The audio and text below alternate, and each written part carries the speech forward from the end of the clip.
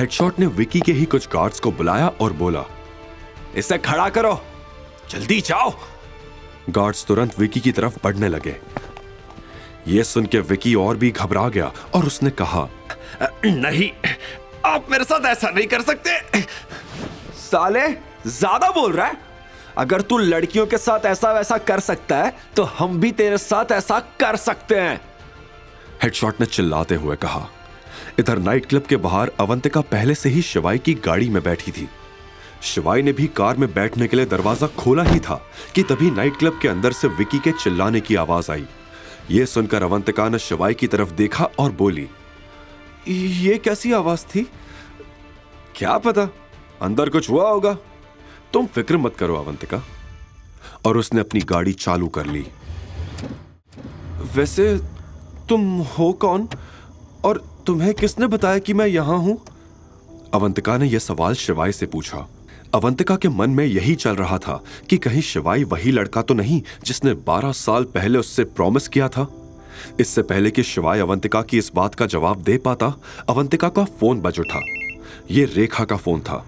उसका नाम देखते ही अवंतिका का गुस्सा 7वें आसमान पर चढ़ चुका था।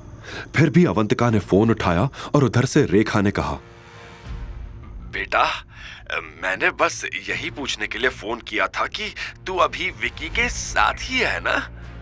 उसका यह सवाल सुनते ही अवंतिका भभक उठी और चिल्लाते हुए बोली, आप जैसी औरत मैंने अपनी जिंदगी में नहीं देखी।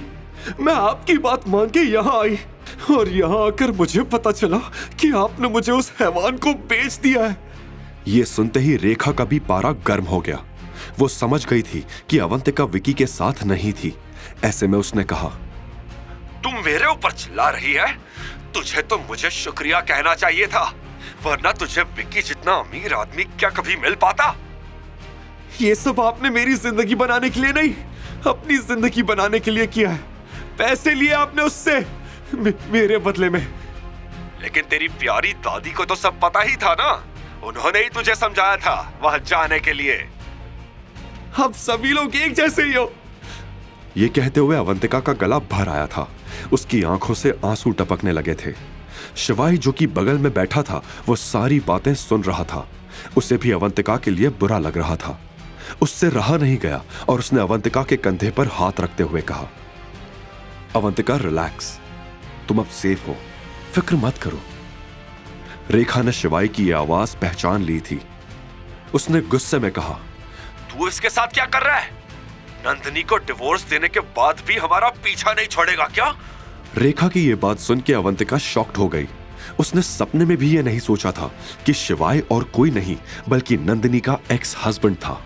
लेकिन अब अवंतिका को रेखा की एक भी बात नहीं सुननी थी और अवंतिका ने कॉल काट दिया। पर अभी भी अवंतिका के आंसू नहीं रुके थे। उसके दिल में बहुत कुछ था जो वो बाहर निकालना चाहती थी। जब उससे रहा नहीं गया तो उसने रोते हुए कहा,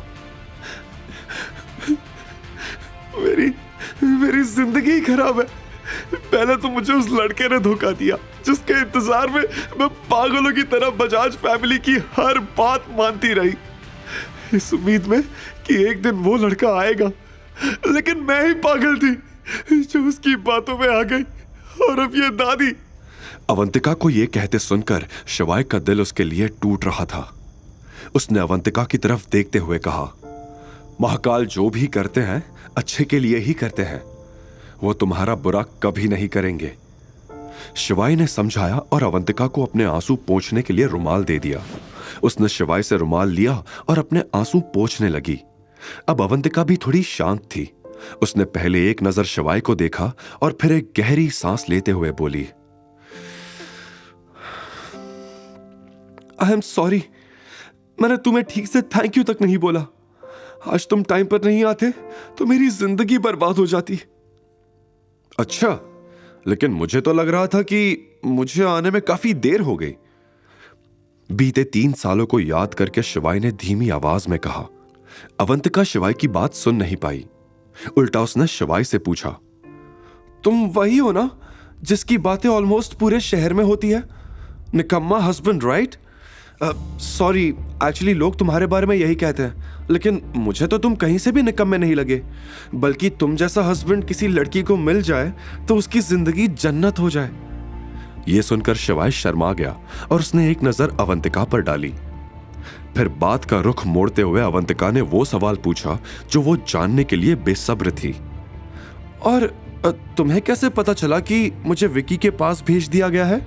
तुम्हारे किसी रिश्तेदार को बात करते हुए सुन लिया था। अब मैडम, अगर आपके सारे सवाल खत्म हो गए हो तो क्या मैं खुद सवाल पूछ सकता हूं? अवंतिका यह सुनकर शिवाय की तरफ देखने लगी। तुम ठीक हो ना अवंतिका? शिवाय की आवाज में हल्की चिंता थी। अवंतिका ने धीरे से हाँ में सिर हिला दिया। आगे की कहानी जानने के लिए देखिए अगला एपिसोड सिर्फ पॉकेट एफएम के यूट्यूब चैनल पर। और शिवाय एक विनाशक के सारे एपिसोड्स को सुनने के लिए डिस्क्रिप्शन में दी लिंक से डाउनलोड करें पॉकेट एफएम ऐप।